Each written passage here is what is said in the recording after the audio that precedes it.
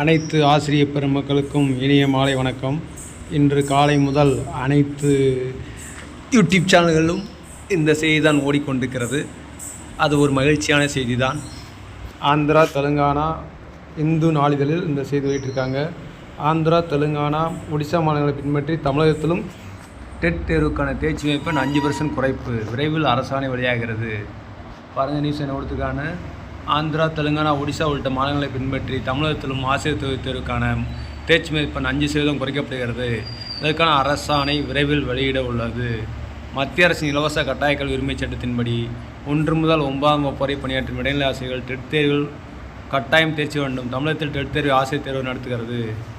மொத்தம் 150 மதிப்பெண்கள் கொண்ட டெட் தேர்வில் தேர்ச்சி பெற பொது பிரிவினர் 60%, பிசி முஸ்லீம், எம்பிசி, எஸ்டி பிரிவினருக்கு 55% எடுக்க வேண்டும். கடந்த நவம்பரில் நடத்தப்பட்ட டெட் தேர்வில் மட்டும் எஸ்டி வகுப்பினருக்கு தேர்ச்சி மதிப்பெண் 40% நிர்ணயிக்கப்பட்டது. இதற்கு தேர்வு முடிவுகள் இன்னும் வெளியாகவில்லை.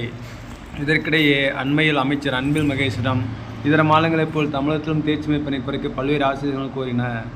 ஆந்திரா, தெலுங்கானாவில் டெட் தேர்ச்சி மதிப்பெண் பிற்படுத்தப்பட்ட வகுப்பினருக்கு 50% ஆகும். எஸ்சி, எஸ்டி பிரிவுக்கு 40% நிர்ணயிக்கப்பட்டுள்ளது. பீகாரில் ஓபிசிக்கு 50% ஆகும். எஸ்சி, எஸ்டிக்கு 40% உள்ளது. உத்தரப்பிரதேசத்தில் ஓபிசிக்கு 55% ஆகும். எஸ்சி, எஸ்டிக்கு 45% இருக்கிறது. ஹரியானா மற்றும் ஒடிசாவிலும் அனைத்து பிரிவினருக்கும் தேர்ச்சி 50% உள்ளது. இந்நிலையில் மற்ற மாநிலங்கள் போய் தமிழகத்தில் மதிப்பெண்ணை குறைக்க அரசு முன்வந்துள்ளது. அதன்படி ஆந்திராவில் இருப்பது போன்று பிசி, எம்பிசி பிரிவுக்கு 50% ஆகும். 150க்கு 75 மதிப்பெண்கள்.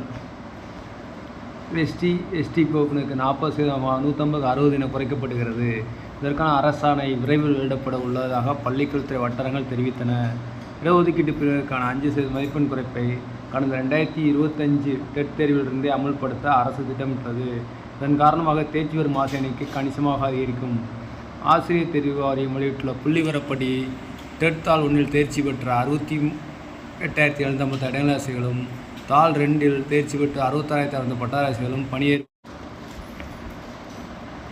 அரசு பள்ளிகளில் அவர்கள் பணி இடைநிலை ஆசிரியர் பட்டாசிரியர் பயணத்தை பொறுத்தவரை டெட் தேர்ச்சி பெற்றாலும் அவர் பணி நியமனத்திற்கு மற்றொரு போட்டித் தேர்வு எழுத வேண்டும் என்பது குறிப்பிடத்தக்கது. அதாவது இது உறுதியான தகவல் மாதிரி தான் அரசாங்கம் சொன்ன மாதிரி போட்டிருக்காங்க. இது உறுதியான தகவலாக இருந்தால் அனைவருக்கும் மகிழ்ச்சி தான். 82 75 மாற்றினா அனைவருக்கும் மகிழ்ச்சி தான். நிறைய பேர் பாஸ் பண்ணிடுவாங்க கண்டிப்பாக. அதனால் இந்த செய்தி உண்மையாகணும், அரசாணை விரைவில் வெளியாக வேண்டும் என்று அனைவரும் எதிர்பார்த்து காத்து கொண்டிருக்கிறார். இந்த செய்தி உண்மையாக இருந்து விரைவில் அரசாணை வெளியிட்டு டெட் தேர்வு முடிவுகள் வெளியிடப்படும் என்று அனைவராலும் நம்பப்படுகிறது. நன்றி, வணக்கம்.